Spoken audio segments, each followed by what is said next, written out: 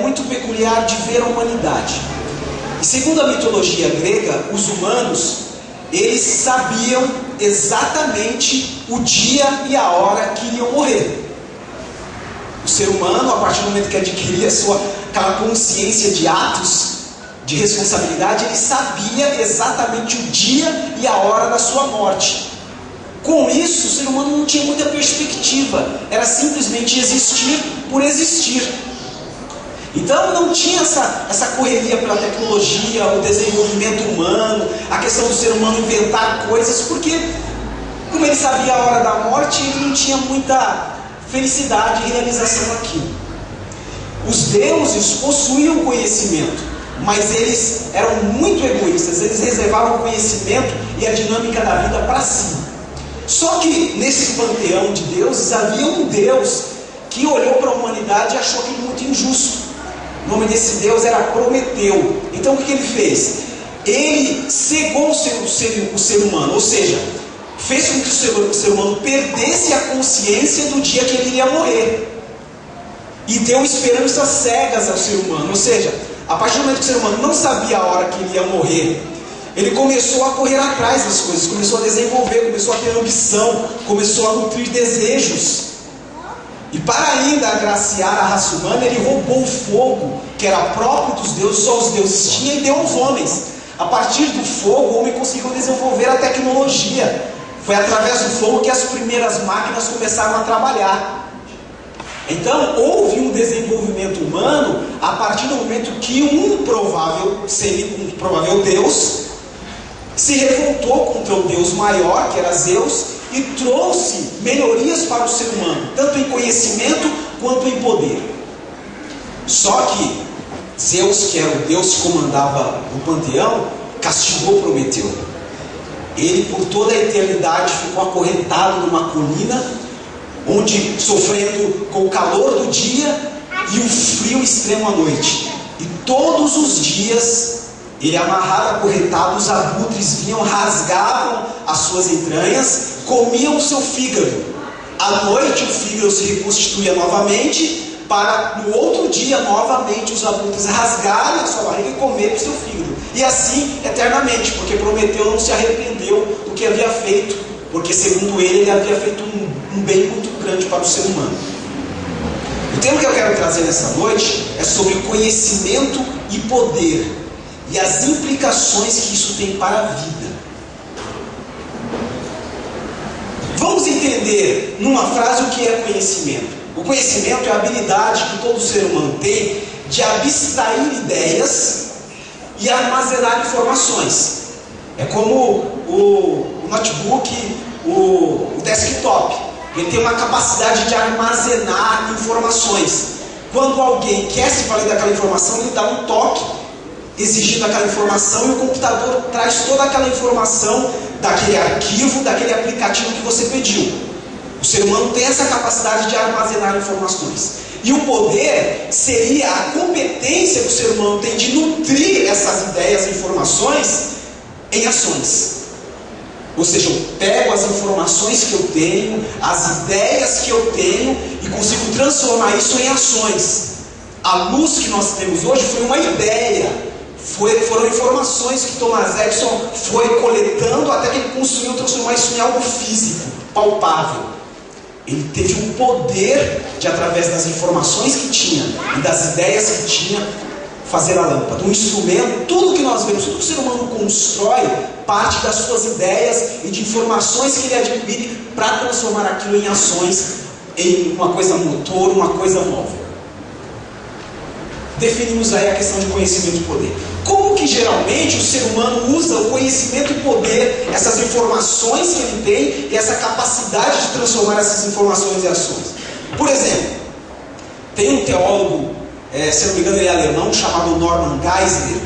Ele tem um livro muito interessante sobre ética, e quando ele vai falar sobre o sexo, ele diz que o sexo é uma força poderosa que precisa ser controlada. Por isso que Deus criou o casamento. O casamento é a única instância onde o sexo pode ser controlado como força que é, e continuarmos agradando a Deus com a prática e usufruto do sexo. Mas como que as pessoas geralmente usam o poder que tem em relação ao sexo? Primeiro, prostituição. E a prostituição que eu estou falando aí não é só no sentido de vender o corpo, não. É no sentido de usar o sexo como barganha para alguma coisa. Como nós já dissemos, a dona de casa que priva o marido do sexo porque ele não quis comprar uma geladeira nova para ela está se prostituindo. Não é só na instância de vender o corpo. Existe também o forte apelo erótico que nós vemos na TV. O novo comercial da Pepsi tem um forte apelo erótico. A mãe manda o filho estudar. E quem é o material dele de estudo é uma prancha de surf e uma mulher bonita. Vai estudar, meu filho. O apelo erótico na TV está muito grande. É uma maneira que as pessoas usam o poder que o sexo tem, o poder do erotismo. Conhecimento associado ao poder. Capacidade de armazenar informação com a capacidade de transformar isso em ação. O poder do sexo também é usado na precocidade. Hoje crianças, já no início da puberdade, já estão se valendo da prática sexual. Elas não estão nem fisicamente e nem psicologicamente à altura para poder assumir isso. Mas exerce-se um poder tão grande, poder de mídia, apelos comerciais, que as crianças se preconizam na prática social. É o poder do sexo fazendo valer a sua força. Como que as pessoas usam o seu conhecimento e seu poder na tecnologia? Vale lembrar que a tecnologia tem o seu aspecto muito bom, mas tem um aspecto que eu determinei aqui como um aspecto que fomenta, que instiga a violência. O que falar do cinema, filmes e séries? Os videogamers de plantão aqui vão saber dos jogos que fomentam a violência dos videogames, como Resident Evil 4, GTA, God of War. São os videogames que fomentam a violência. A tecnologia também traz essa questão da violência nas guerras. Prestem atenção. O que mais movimenta a tecnologia em termos de armamento não é o fato de se construir a arma, é o fato de existir guerras para se usarem essas armas. Faço aqui uma crítica pessoal ao governo francês. Muammar Gaddafi, o governo líbio, era um ratinho perto dos Estados Unidos. Um elefante com capacidade de esmagar um rato. Mas a França entrou na guerra por quê? Eles acabaram, praticamente dias antes de começar a guerra, eles haviam desenvolvido novos caças. Então eles precisavam, para os compradores de plantão, desfilar o seu arsenal numa guerra, por menor que fosse, para poder mostrar o poder de fogo que aquela arma tinha. Desenvolvimento tecnológico para a guerra, fomentando a violência, fomentando a guerra. Há também, em termos de poder e conhecimento, o poder da articulação na manipulação de massas, por exemplo. O folhetim televisivo, ele vai editar desde moda até jargões populares. A moda que a personagem usa, lá o short, a blusa, a cor, vai influenciar a população. É o poder do conhecimento que os produtores de moda têm inseridos no folhetim televisivo para que as pessoas venham estar sob aquele poder, daquela informação passada. Quantos jargões nós já ouvimos? Jargões como Jesus me chicoteia, eu não sei de onde tiraram essa ideia, mas são jargões usados na televisão que nós acabamos adotando para o nosso dia. A oratória dos tribunais, dos comitês políticos estão aí. Nós vimos um exemplo de oratória muito bem feita para poder convencer qualquer um. É o que foi discutido no Supremo Tribunal Federal, no julgamento do mensalão. Em alguns momentos eu olhava o Lewandowski falando e falava, puxa vida, eu até que acreditaria nesse cara se eu não tivesse um senso crítico melhor, porque era difícil. O relator tinha toda uma base, mas ele também tinha uma base muito boa, capacidade de usar as palavras para impor o seu pensamento. O que dizer então do desenvolvimento econômico? aumenta o grau de consumo das pessoas, o que aumenta o materialismo, aumenta a demanda de trabalho, o que vai fazer com que a escravatura do trabalho, mesmo que disfarçada, aconteça, porque eu estou te oferecendo a oportunidade de trabalhar e ter um crescimento econômico financeiro, mas você vai ter que trabalhar 14 horas por dia. Aí a pessoa acaba cedendo por conta desse poder. Há também o sucateamento dos serviços e abuso na prestação dos mesmos. Por exemplo, agora no final de novembro teve aquela famosa Black Friday. As grandes magazines, as grandes lojas vendendo a 50% até 70%. Esse foi o anúncio que eles disseram. Mas o que eu pude comprovar foi o mascaramento de preços, uma falta de consideração, uma falta de respeito ao consumidor. Eu pude ver, foram poucas as lojas que realmente cumpriram o que anunciaram. A maioria falou que estava na promoção, mas não tinha promoção nenhuma. Usando o poder da mídia, usando o poder que a Black Friday tem para poder enganar as pessoas. Isso é o poder da informação. As pessoas usam o poder de uma maneira muito equivocada. Vamos para o texto. Romanos capítulo 1. Pela misericórdia de Deus, a partir do versículo 18. Um dos trechos bíblicos mais pesados, um dos trechos bíblicos de uma tensão teológica muito grande. Pela misericórdia de Deus, vamos trabalhar em cima desse texto e ver o que nós podemos extrair de prático para as nossas vidas, para nos tornarmos melhores como cristãos que verdadeiramente agradam e procuram sempre agradar a Deus. Romanos capítulo 1, a partir do versículo 18.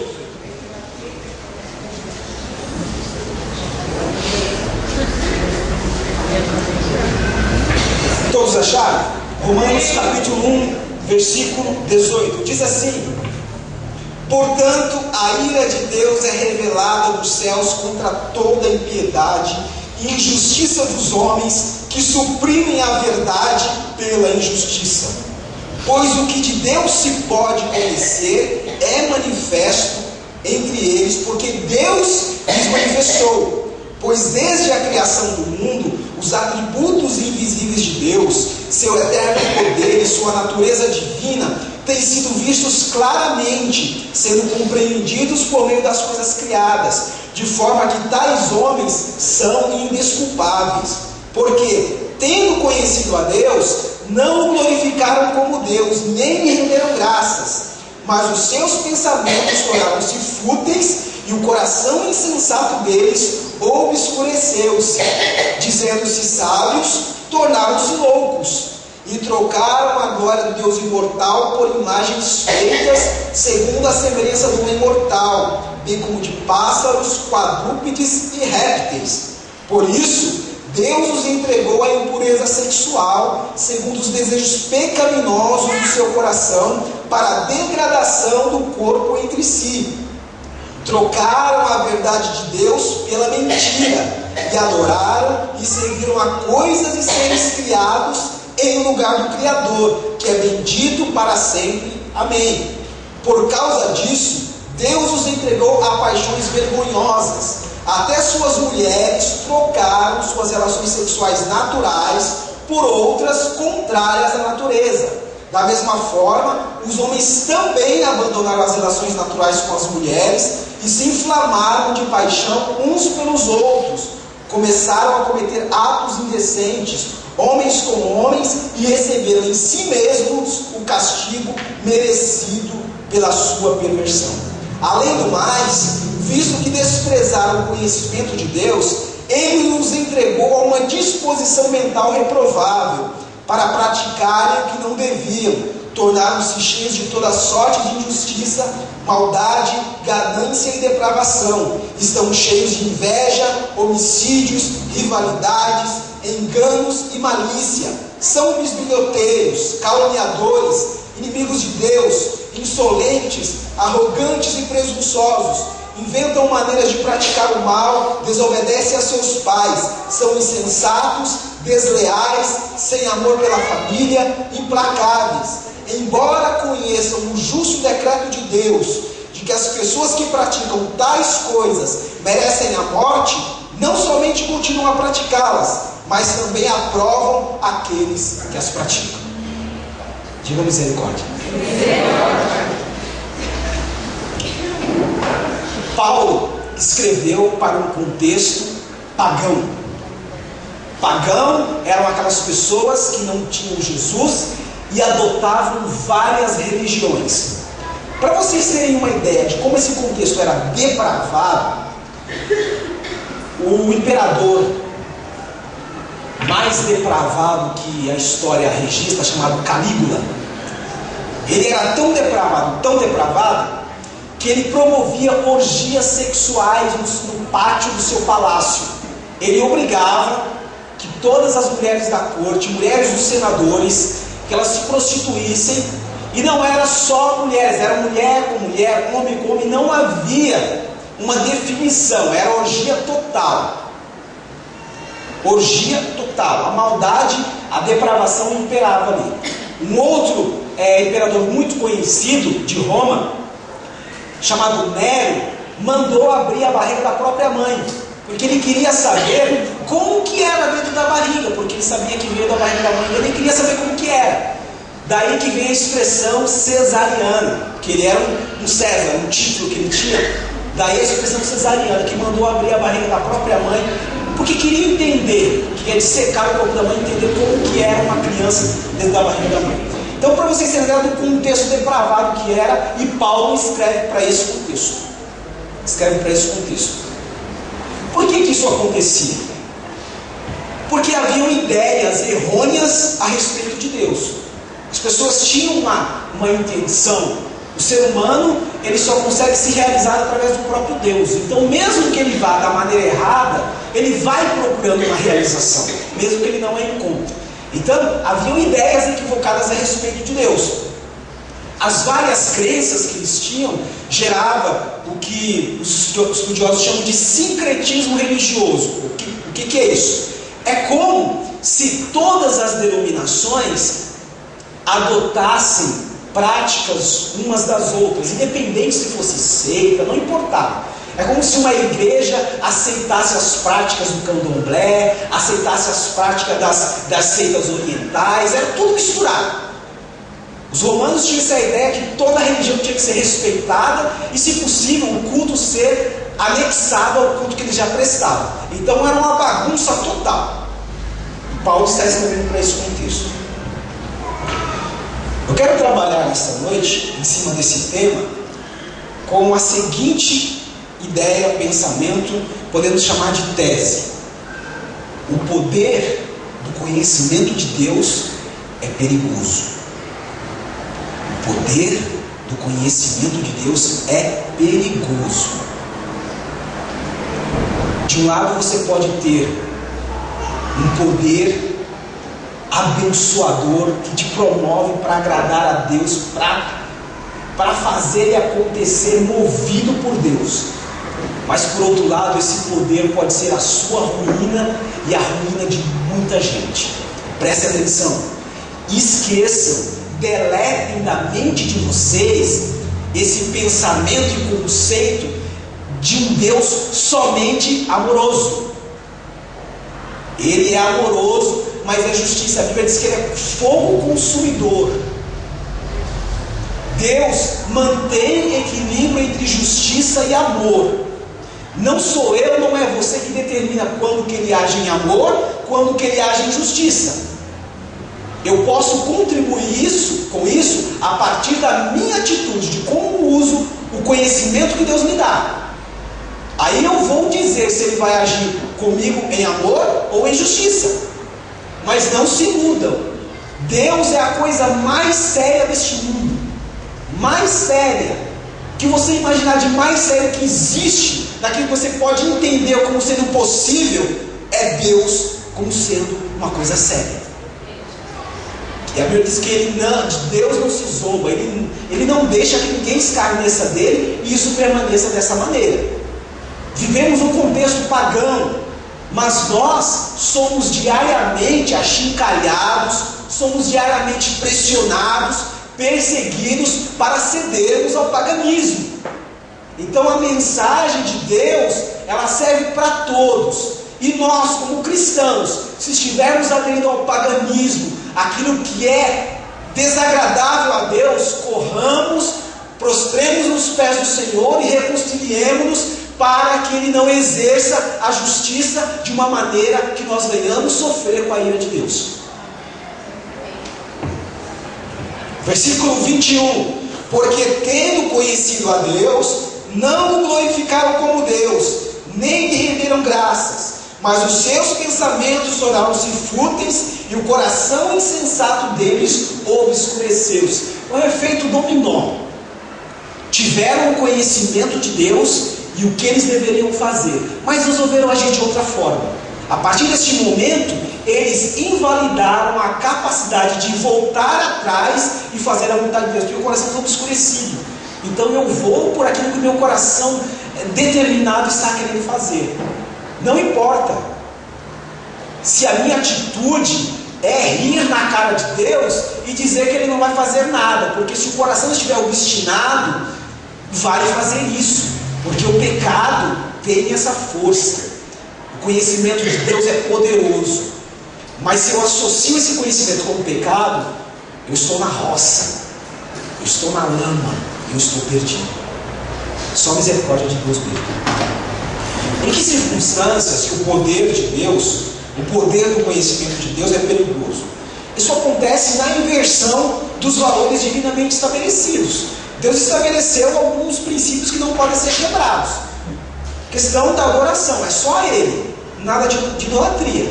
A questão é que o homem tem que depender dele, o homem não é o suficiente. Então Deus estabeleceu algumas coisas que nós temos que seguir à risca, porque se não fizermos, não é vontade de Deus. Vamos ver a primeira coisa aqui. Versículo 18. Portanto a ira de Deus é revelada dos céus contra toda impiedade e injustiça dos homens que suprimem a verdade pela justiça.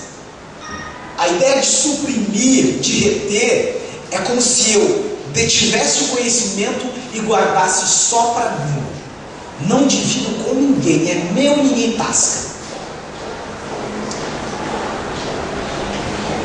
O poder do conhecimento de Deus pode ser perigoso para qualquer um de nós quando nós instituímos, quando detemos esse conhecimento, o que eu chamei de burocratização da verdade.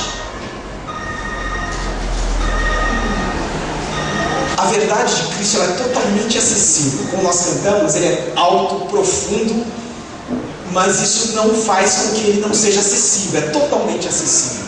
Então essa acessibilidade, a única instância que eu preciso passar por ela é Jesus. Não existem instâncias para eu chegar a isso. É Cristo, eu não preciso estabelecer obstáculos para isso. É tão somente Cristo. E como que se dá essa burocratização? Primeiro, a licitação do conhecimento. Nós sabemos que na maneira democrática de vivermos existe algo chamado licitação. O que acontece? Existe lá um serviço que o governo precisa prestar para a sociedade, certo? E aí o que ele faz? Ele abre uma licitação, ou seja, tem lá a prestação de serviço para poder recolher o lixo da rua. Então 10, 20 empresas vão apresentar um projeto para a prefeitura, para o governo federal, um projeto em que vai mostrar a utilização mais adequada, a relação custo-benefício para prestar aquele serviço. Geralmente, a empresa que oferece o serviço por um custo mais baixo e tem ali uma apresentação de custo-benefício muito bem apresentada, é a que vence a licitação. Só que isso já é uma maneira burocrática. Então o que acontece? Algumas empresas pagam para que o projeto delas sejam aceitos e não precisa haver nenhum critério. Nós vimos as denúncias que tiveram aí. Eu pago para que a minha proposta seja aceita sem concorrência nenhuma. Então, as pessoas querem licitar o conhecimento a respeito de Deus. Por exemplo, as pessoas às vezes, exercendo o ministério, elas querem uma cumplicidade teológica. É como se eu, Marcelo, aqui na CBP, não tivesse liberdade de pensamento. É como se eu não pudesse discordar do pastor Ailton. Ele é o pastor titular da igreja, ele é que toma as decisões. Mas é como se eu, ou Edmilson, ou qualquer um de nós, não pudéssemos discordar dele. O que isso gera? Se eu vou me submeter ao meu pastor, me submeto. Mas isso não quer dizer que eu tenha que pensar igual a ele. Porque eu não sou igual a ele, eu sou uma pessoa diferente. Deus me chamou para estar ao lado dele exatamente por causa das diferenças que serão celebradas e nós vamos crescer juntos. Mas se eu preciso limitar o meu pensamento a tão somente dizer sim, sim, sim, e nunca manifestar uma palavra de discordância, então, que crescimento eu vou ter? Então eu não preciso estudar, eu só preciso ouvir e dizer sim. Eu não estou dizendo que nós temos que revelar, muito pelo contrário, tem um princípio de respeito à autoridade. Mas isso não quer dizer que você não possa discordar. Você não pode só dizer sim para o seu líder. Você tem e deve manifestar o seu pensamento, porque talvez o seu pensamento contrário é a exata medida que falta para que o seu líder consiga ser ajudado de uma maneira que ele acerte e abençoe todo o ministério. É Deus usando a cada um de nós. Outra coisa,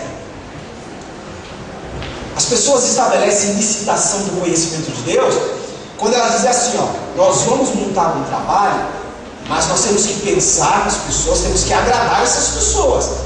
Nós não podemos deixar essas pessoas desanimadas, não podemos deixar essas pessoas tristes com a gente. Nós temos que fazer o possível. Em primeiro lugar, temos que agradar essas pessoas. E nós sabemos que não é essa a prerrogativa do Evangelho. O apóstolo Pedro vai dizer, importa mais agradar a Deus do que aos homens. Caletinha, traz a água para mim, por favor, amor. Obrigado. Mais agradar a Deus do que aos homens. E aí estabelecem estratégias mercadológicas.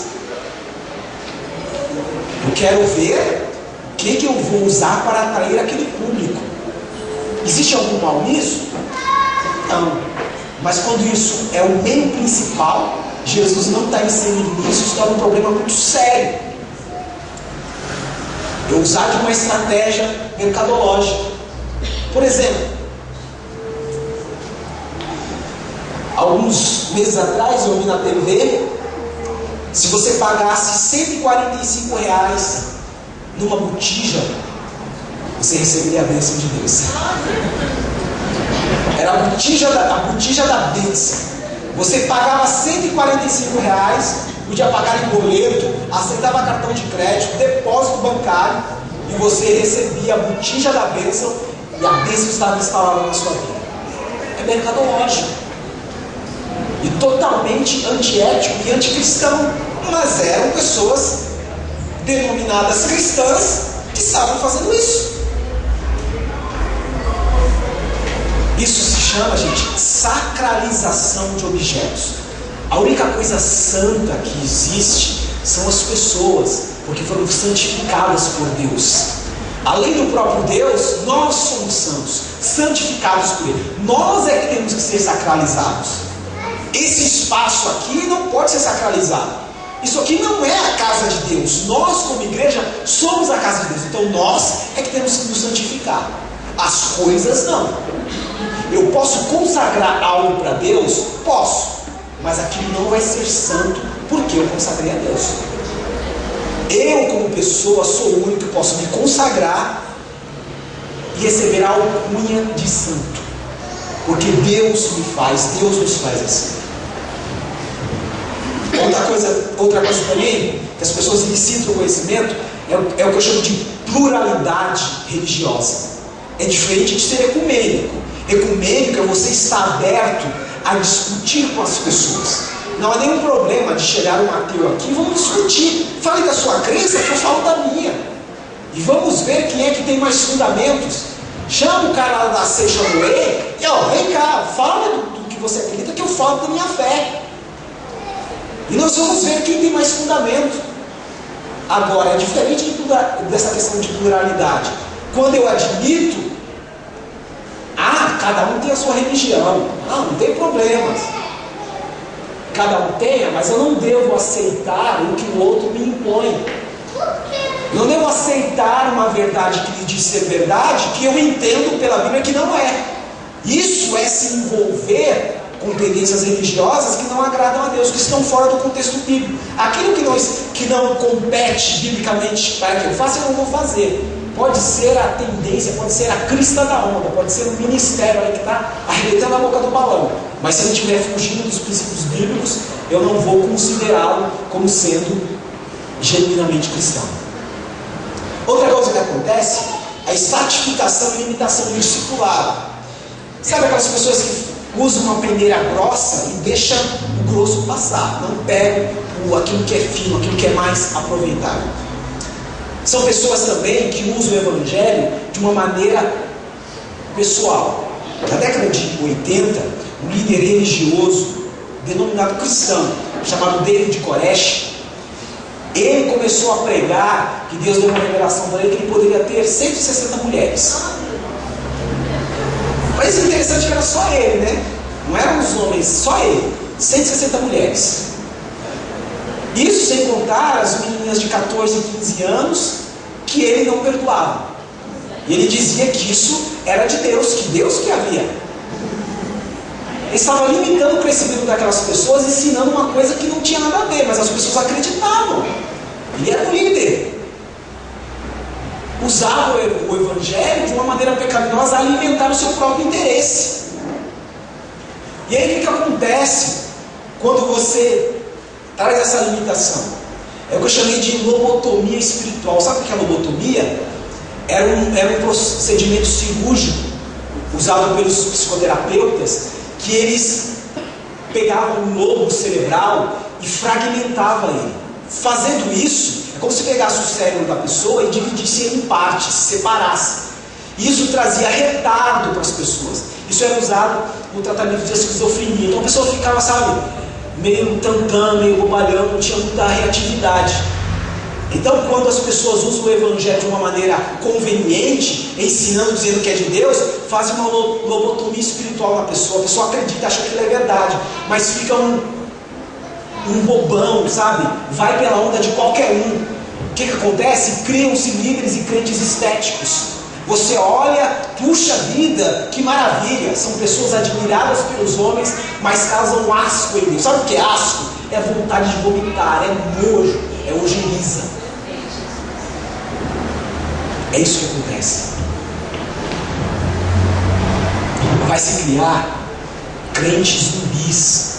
Já viram o seriado The Walking Dead? Só zumbi. Não tem noção nenhuma. Só uma vontade pecaminosa de se alimentar de tudo que aparecer na frente, qualquer porcaria. É isso que acontece com o crente que tem um discipulado negado por ele de uma maneira adequada. Vai aprender tudo que é porcaria que ensinar para ele. Ele vai achar que é de Deus, porque a necessidade dele existe. Ele vai acreditar naqueles que estão agindo de má fé.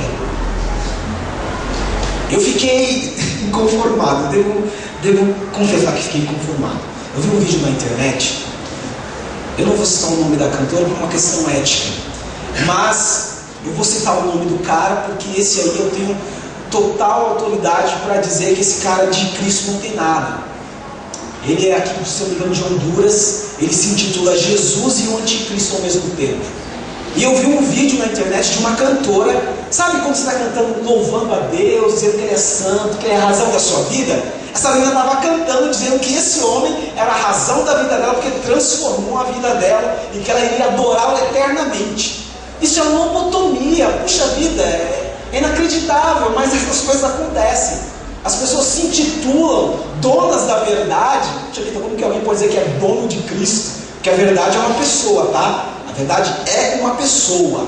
É Jesus. Ele diz: eu sou o caminho, a verdade e a vida. A verdade é uma pessoa. E alguém, como nós cantamos aqui, que é poderoso como Cristo, ninguém domina sobre ele. Então qualquer um que diz ser o Cristo já é amaldiçoado. Que a própria Bíblia diz. Pode ser um anjo que vem anunciar no outro evangelho, vai ser amaldiçoado. Porque o evangelho de Cristo foi revelado. Se não tiver coerente aqui, ó, pode descartar que é lixo. Como diz o ditado, chuta que é macumba, porque não é de Deus. Essas pessoas, você vê aquele garoto malvado que senta lá bem no corredor assim da sala de aula, aí quando vai passando alguém põe o pé para cair, entendeu? Põe o pé e deixa o cara cair, fica se rachando. São essas pessoas. são os burocratas da fé, que levam uma eternidade para aprender o que já está claro e explícito, que é só Deus na vida de todos nós. Nós não somos autossuficientes. Vamos caminhar, que a hora está passando aqui e meu desafio continua. Segunda coisa, eu chamei autorrealização humana. Versículo 22: dizendo-se sábios, tornaram-se loucos. Dizendo-se sábios, tornaram-se loucos. Diz o versículo 22. As pessoas têm uma necessidade de se realizarem, mas o conhecimento de Deus proporciona que eu corra atrás de algumas coisas e fala: oh Deus, pode ficar de boa aí que eu assumo daqui. É basicamente isso.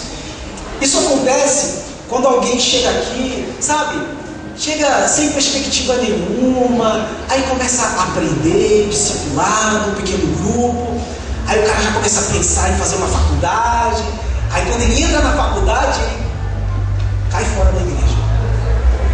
Ele já adquiriu conhecimento suficiente para ele se autorrealizar naquilo que ele pretendia. Então, para quê? Eu já arrumei o emprego que eu queria, eu fui lá, os irmãos oraram por mim, arrumei um trabalho, agora eu só quero saber do meu trabalho, eu só quero saber de me dar bem, de ficar rico. São essas pessoas que procuram uma autorrealização humana suficiente e não querem depender de Deus. Aí vai se estabelecer uma série de coisas. Primeiro, o que eu chamei de absolutismo mental. Vai desde intolerância religiosa a uma parcialidade da interpretação bíblica. Teve um líder americano chamado Jim Jones, no final da década de 70, ele promoveu um suicídio coletivo que morreram quase 1000 pessoas. Ele convenceu as pessoas de que o lugar delas estaria garantido no céu se elas tomassem o veneno, porque seria uma coisa rápida, elas morreriam. Ele se retirou para um país da América Central e mais de 900 pessoas morreram. Elas se suicidaram, porque ele disse que se elas fizessem isso, elas iriam para o céu. Absolutismo mental, as pessoas acreditaram. Outra coisa também, a chamada salvação denominacional. Eu entendo que só na Igreja Batista tem pessoas que vão para o céu. Nas outras igrejas não tem. A pentecostal não tem, a neopentecostal não tem. Ou então eu digo que só as igrejas chamadas tradicionais, pentecostais, neopentecostais, nessas igrejas as pessoas vão para o céu. Em outro lugar não. Mas nós aprendemos onde nós jamais pensávamos que aprendemos. Indo para um outro contexto que não é a salvação, eu faço uma pergunta: existe relevância nas práticas do budismo e do shintoísmo? Talvez você diga que não, mas eu tenho certeza que sim. Existem práticas, presta atenção, do budismo, do shintoísmo, de religiões orientais, que são exemplo para nós cristãos. Eles se preocupam com o bem-estar, com o cuidado com a natureza. Eles se preocupam com o bem-estar do corpo e se preocupam com relações humanas onde a paz impere. Isso é conhecimento de Deus. Todo conhecimento vem de Deus. As pessoas vão usar da maneira que a elas interessa, mas todo conhecimento vem de Deus. Então eu não posso me fechar num absolutismo mental, não posso me fechar numa intolerância religiosa e achar que não posso aprender com outro ser humano porque ele não pratica a mesma religião e talvez a mesma fé que eu, mas ele é ser humano como eu, e como eu consegue gerir conhecimento de uma maneira que o ser humano possa ser beneficiado.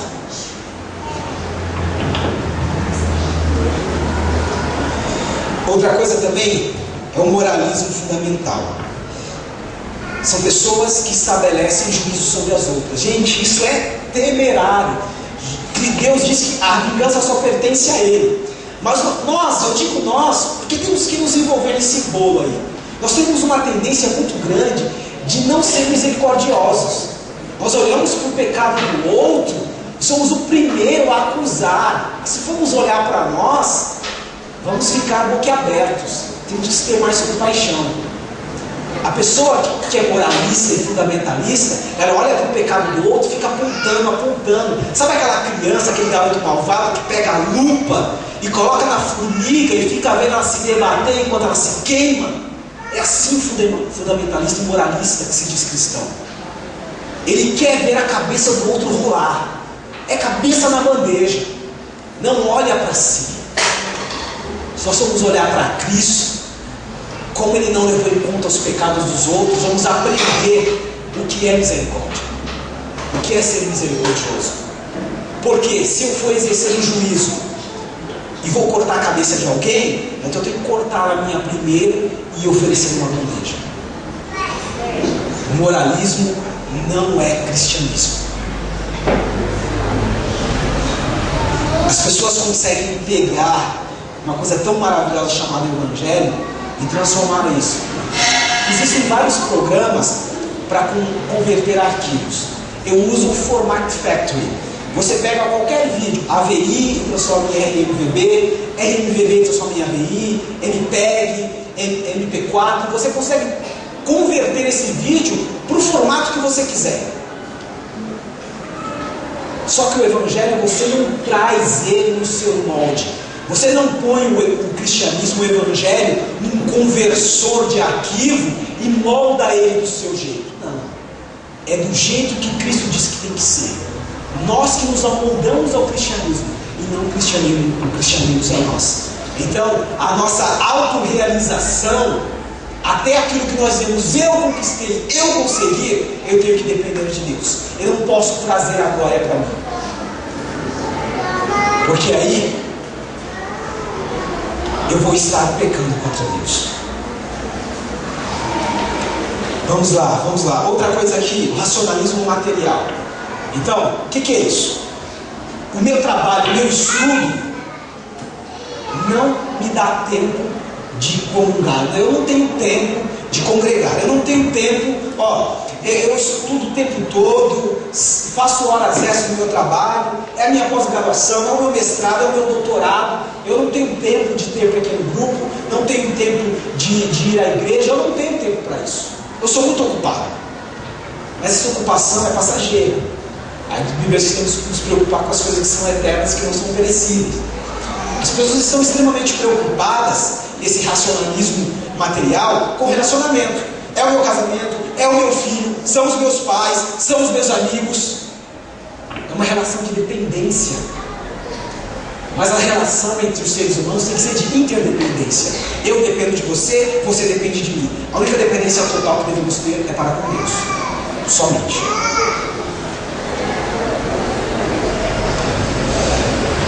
Aí cria-se um conhecimento polarizado. Ou seja, eu só estou preocupado em criar aplicativos que me facilitem a vida.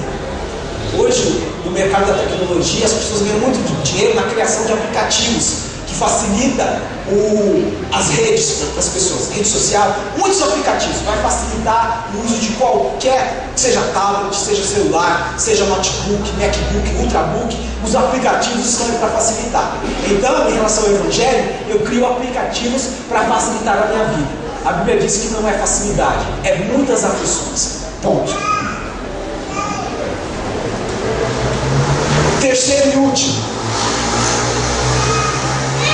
Isso aqui eu tenho que pedir perdão a Deus, porque às vezes faço isso e fico conformado também com as pessoas que fazem isso, mas é pela misericórdia de Deus que nós vamos vencer isso. Versículo 32: embora conheçam o justo decreto de Deus, de que as pessoas que praticam tais coisas merecem a morte, não somente continuam a praticá-las, mas também aprovam aqueles que as praticam. O que leva uma pessoa a ter uma prática errada e continuar praticando? Falar, puxa vida, mas eu tento, mas eu não consigo, é maior do que eu. Isso se chama relativização do pecado. A Bíblia traz equilíbrio em tudo, mas a única coisa que ela diz que tem que ser radicais é com o pecado. Com o pecado não tem meio termo, é ou não é. Ou é pecado ou não é pecado, é radicalismo total. Só que aí nós temos a tendência de dar uma relativizada, não é bem assim.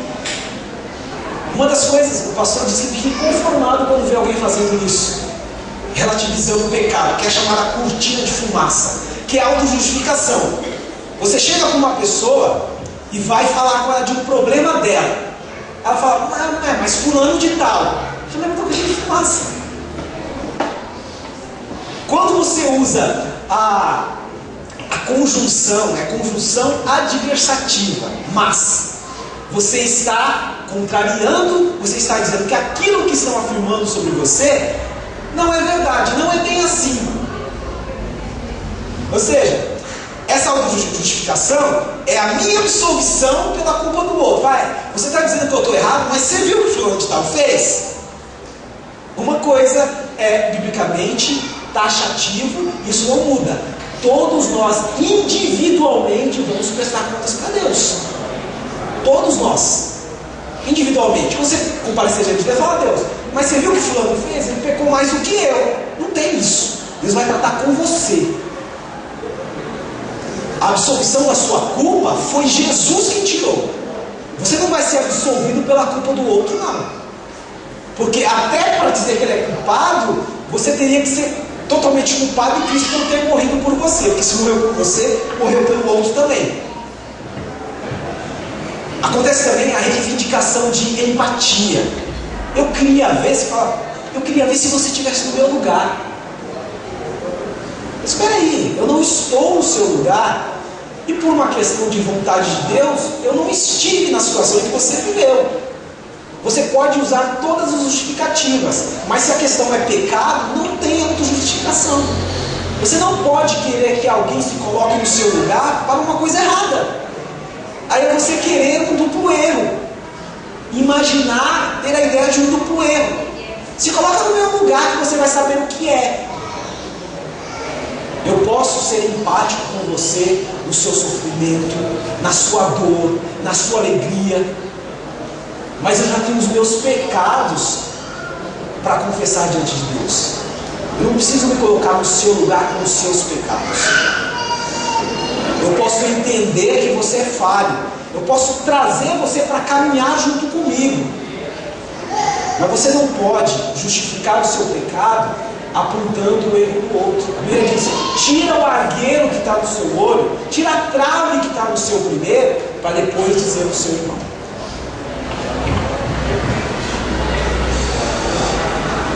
Outra coisa que leva as pessoas a relativizar o pecado é a parcialidade bíblica. Existe autoaplicação e outroaplicação. Aquilo que eu aplico para mim e aquilo que eu aplico para o outro. Se eu aplicar só para mim, eu vou falhar com o outro. Se eu aplicar só para o outro, eu vou falhar comigo. Então não pode ter essa parcialidade. Por exemplo, se eu só tenho auto-aplicação, então nos relacionamentos vou fazer com que alguém fique dependente de mim. E presta atenção, nós não devemos ser dependentes do outro. Temos que ter interdependência. Depender e ele depender de mim. Então, se eu permito que alguém me sugue, que alguém venha absorver as minhas energias, eu não vou estar sendo benéfico para ele, porque eu não estou impondo o limite, eu não estou fazendo a outra aplicação. Se eu não estabeleço limites, aquela pessoa não vai parar. Aí vai na minha casa todo dia, vai me ligar toda hora, tem mais. E se eu não recebê-la todos os dias, e se eu atender todas as ligações dela, ela depois vai ficar chateada comigo. Por quê? Porque eu fiz a outra aplicação. Lembre-se do mandamento: ame ao próximo como a ti mesmo. Não vou me doar mais do que eu dou para mim mesmo. O sacrifício que nós fazemos para a glória de Deus. Mas até os sacrifícios eu tenho que saber se eu consigo fazer, para não fazer sacrifício de novo. Então prestem muita atenção nos relacionamentos. Não deixem que as pessoas dependam totalmente de vocês, porque elas vão transferir a dependência de Deus para você. Vão transformar você num ídolo. É isso que a Bíblia acusa os homens, de pegar os homens e fazer deles deuses. Quando eu dependo de alguém mais do que de Deus, eu estou idolatrando aquela pessoa é meu ídolo. Eu estou transferindo o que é de Deus para aquela pessoa. Isso é problemático. Lembrando que se eu não aplico isso, eu estou sendo simplista. Sabe aquela pessoa que todo mundo se aproveita? Simplismo é diferente de ser simples. A Bíblia diz: simples como a pomba e prudente como a serpente. Ou seja, a simplicidade traz a autoaplicação. A autoaplicação. Autoaplicação de você lidar com o outro e colocar limite dele, não deixar de que ele se aproveite de você. E tem a questão da prudência, de você saber se policiar em relação aos outros. As pessoas que praticam autoaplicação, elas têm um problema de desajuste emocional que foi gerado em algum momento. As pessoas que fazem a autoaplicação só pensam no outro e deixam que o outro sugue as energias dele, ele vai ter problemas futuros de desajuste emocional. Isso é fato. As doenças psicossomáticas estão aí, ó, procurando ver quem elas possam tragar. Gente, relativizando o pecado, tem a aplicação conveniente. Eu só leio textos bíblicos que falam de bênçãos. Eu não leio textos bíblicos que falam de maldição. Textos bíblicos que trazem, que me chamam a me arrepender. Eu só quero pregação de motivação. Uma pregação que vai ser pesada como essa, eu não quero ouvir, não. Fala a verdade só quando você vai ser recompensado. E quando há evidência de punição, aí eu não falo a verdade, eu vou mentir. Mentir é a base. E outra coisa, a gente presta atenção, isso é muito sério. Inversão e esquartejamento do princípio de culto. Quando você pega um frango, ele está inteiro. A partir do momento que você começa ali a cortar asa, coxa, sobrecoxa, pés, peito, aquilo já não é mais um frango. É um peito que foi de um frango. É um esquartejamento. Eu pego a parte que é mais interessante para mim. Eu não gosto de pele, então você descarta. Em relação ao culto a Deus, não é o que é mais interessante. É aquilo que tem que ser oferecido. Então, eu quero vir para o culto e quero que a música me agrade, quero que a pregação me agrade. Quando que quem tem que ser agradado é Deus, o culto é para Ele. E quando Ele recebe o meu culto e é agradado, então Ele, por misericórdia, me abençoa. Mas se Ele não abençoar, eu vou deixar de prestar o culto? De maneira nenhuma. Gente, para terminar, filme Matrix. Primeiro, foi uma revolução.